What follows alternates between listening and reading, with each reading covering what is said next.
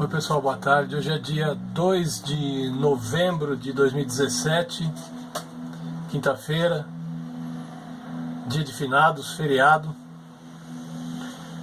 E eu estava refletindo um pouco, meditando um pouco com relação a alguns assuntos, né? E mergulhado na leitura desse livro, O Prazer de Viver, do espírito Hermance de Faux, psicografado pelo Vanderlei de Oliveira, que é o meu livro de cabeceira. Quando eu paro para refletir na vida, eu pego esse livro. Acho que eu já li umas 6 ou 7 vezes esse livro, de cabeça para baixo, de trás para frente. E eu parei para meditar um pouco nas minhas questões, é óbvio, né? Como sempre. E me deparei com o capítulo 6 desse livro, Raízes do Melindre. E aí eu, meditando em tudo que foi lido, tudo que está acontecendo, enfim, eu achei importante gravar esse vídeo para a nossa reflexão, para a nossa meditação nos grupos de apometria. Especialmente nós aqui, que temos os grupos da Genebra, do CAE Genebra, o grupo de apometria de sábado à tarde, e o novo grupo que se inicia estudando no sábado pela manhã. É muito comum a gente se deslumbrar com o conhecimento que a apometria nos proporciona, com o despertar que ela nos proporciona, mas a gente também deve parar e retornar a atenção para o aspecto do autoconhecimento, da reforma íntima, se esse é o melhor termo para ser utilizado, mas da melhoria interior, do mergulho interior. E nesse aspecto do melindre, que é um sentimento que submete a todos nós, submete você, submete seu vizinho, seu parente, submete a mim. Todos nós temos experiências com o melindre. E eu acho que vale a pena eu ler o texto do capítulo 6, ou pelo menos boa parte dele. E se houver algum ponto que eu acho que vale um comentário, eu vou acrescentar, tá bom? Só para nossa reflexão neste dia. Esse dia especial, que é o dia de finados, que é quando a gente volta a atenção para os nossos entes queridos que já se foram, que retornaram para a pátria espiritual. Eu acho que uma reflexão sobre o melindre nas nossas vidas é válida. Então eu vou ler e, na medida do possível e do necessário, eu faço alguma intervenção, algum comentário complementar no meio da leitura. Volto a ressaltar que essa reflexão é para os nossos grupos de apometria. Então, vamos aproveitar bem a leitura. Diz o seguinte, capítulo 6, Raízes do Melindre. Diz Hermance de Faux: melindre pode ser considerado um estado afetivo de sensibilidade exacerbada para sentir-se ofendido. No estudo das doenças psíquicas, vamos encontrar o quadro da fragmentação, que significa a quebra do pensamento, ou seja, a ausência de harmonia e conexão nos raciocínios. Quando a mente se fixa nas experiências que já aconteceram, desenvolvendo sentimentos de culpa, estados de remorso, mágoa e saudosismo, estabelece um circuito de recordações no qual se aprisiona em regime de repetição, flagelando-se com pensamentos enfermiços acerca do que já aconteceu no passado. Por outro prisma, quando se fazem projeções para o futuro, criam-se expectativas, os medos, a ansiedade. Temos um deslocamento mental decorrente da insegurança vivida pela criatura, em forma de imaginações e fantasias. Nesses estados, vive-se o passado, vive-se o futuro, mas não se vive o único momento que nos foi divinamente concedido para existir, que é o presente, que é o agora. O pensamento alterna-se entre o saudosismo e a idealização, podendo alterar o comportamento a caminho de doenças graves da mente, cuja característica é o bloqueio do afeto em relação aos fatos da vida presente. Essa fragmentação da vida mental é responsável por uma série de desordens do dinamismo dos sentimentos, porque passamos a analisá-los como se olhássemos para um retrato de nós mesmos, cortado em inúmeras partes, esparramados pelo chão. Olhamos para aqueles pedaços e identificamos a nossa imagem. Todavia, ficamos com o desejo de remontá-la, sem saber como começar. Melindre é campo adubado para a semeadura da mágoa. E mágoa é o sentimento de revolta perante o inesperado, mantendo a mente aprisionada a lembranças enfermiças ou a fantasias de revide. Comentário. O melindre nos mantém presos a fantasias de revide. A cabeça da gente fica funcionando como se a gente pudesse voltar atrás naquela situação em que a pessoa falou uma situação, algo para nós, que nos tocou, que nós não gostamos, enfim, que nos melindramos de alguma maneira, com razão ou sem razão, não vamos discutir isso aqui, mas a cabeça fica cheia de imaginações. Como revidar? Como retornar a moeda para essa pessoa? É isso que ela chama aqui de lembranças enfermiças ou fantasias de revide. E continua, irmãs de Fo.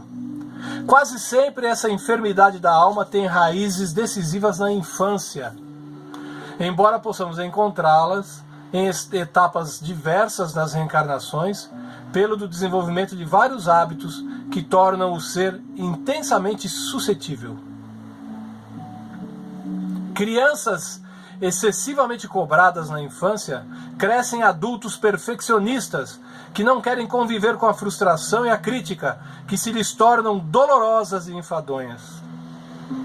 Para elas, errar e ser criticado são sinônimos de serem menos amadas, porque nessa relação repressora com os pais, aprenderam que só eram queridas quando cumpriam com as exigências e expectativas dos genitores. Comentário. Perfeccionista não é a pessoa que quer fazer a coisa da melhor maneira possível. Perfeccionista, nesse conceito de Irmãs de Fo, é aquele incapaz de lidar com a frustração e com a crítica.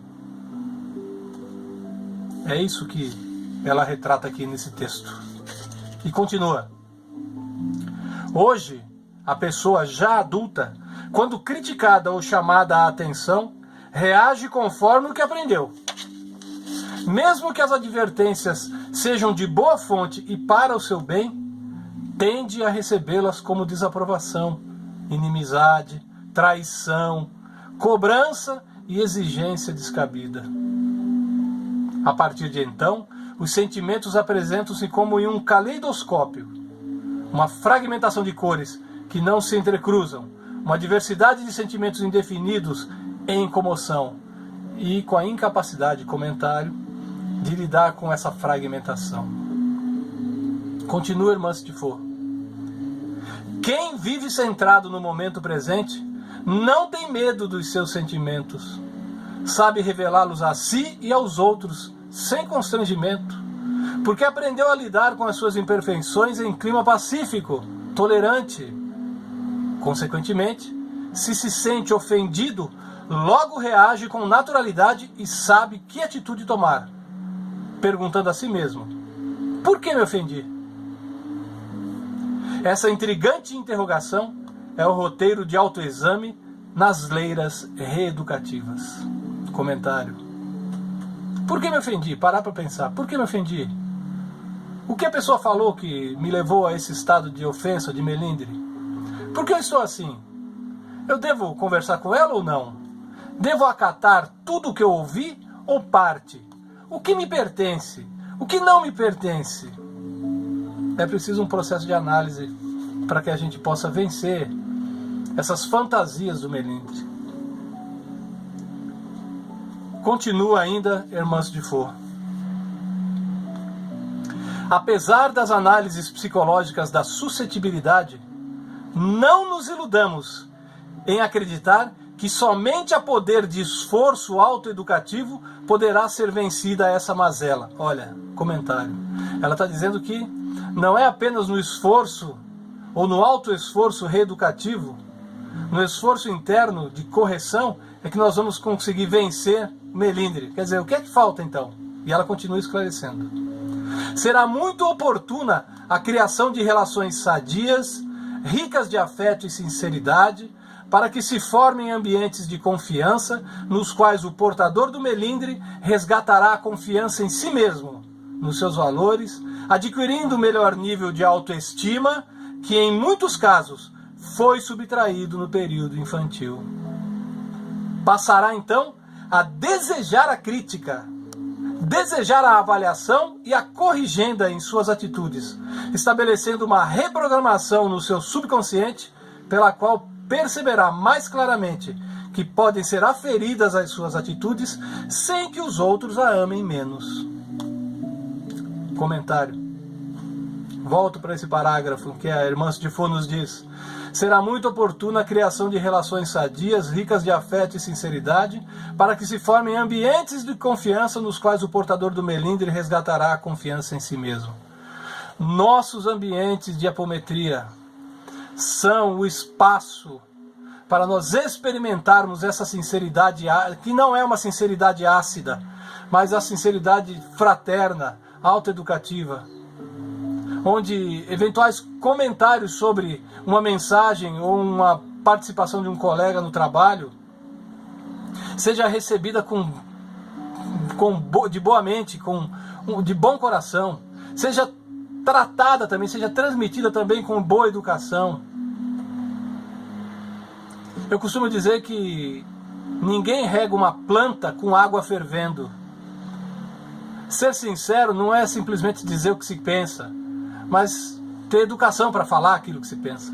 E aquele que ouve está preparado internamente, nesse ambiente preparado que é o núcleo de apometria, para receber essa informação de maneira que o melindre não se estabeleça, mas se estabeleça a fraternidade. E eu tenho certeza, eu tenho visto isso nos dois grupos de apometria. Grandes oportunidades para todos nós, para mim inclusive, que também sou alvo de observações e muitas críticas, até da espiritualidade, por que não? Se eles estão trazendo essas informações para nós, nos dizendo isso, é porque eles estão enxergando a possibilidade do grupo lidar com essa qualidade de sentimento, de ouvir com o coração e internalizar a crítica do ponto de vista positivo, do ponto de vista de aprendizado, e não do ponto de vista simplesmente de demérito, de depreciação da pessoa, em absoluto. Continua a irmã Stifo falando sobre os melindres no campo da mediunidade. Médiuns, em qualquer etapa da sua tarefa, aceitem de bom grado as apreciações sobre a sua produção mediúnica.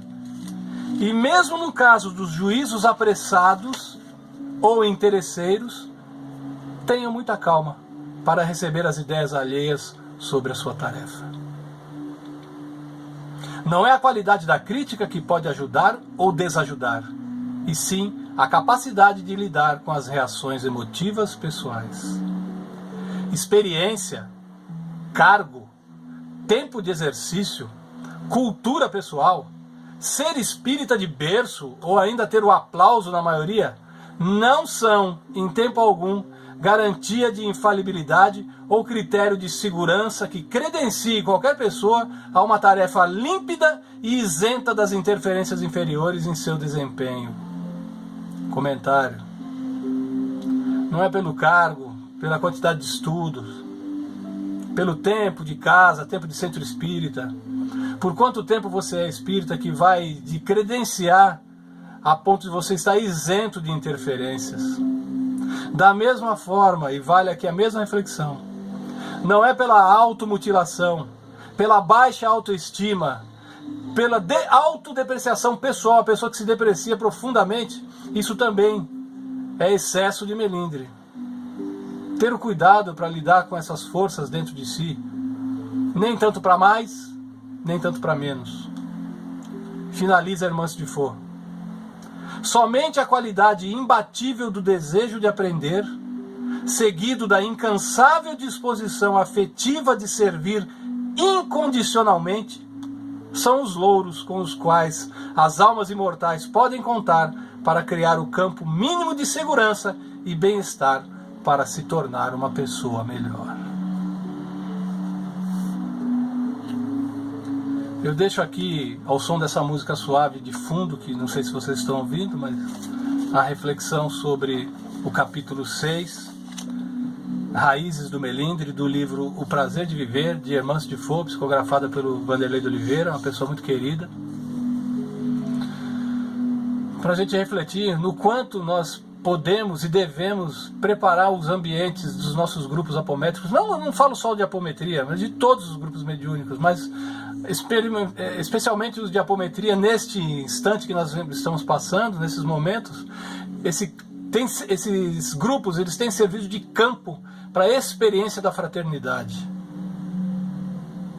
experiência do bom relacionamento, disso que Hermance de Faux colocou no final, do desejo incondicional de servir e da colocação como um aluno permanente, colocando-se como um aluno permanente.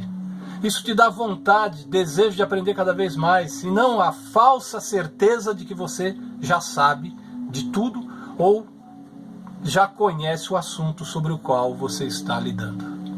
Seja a apometria, seja qualquer outro conhecimento, espiritual ou não.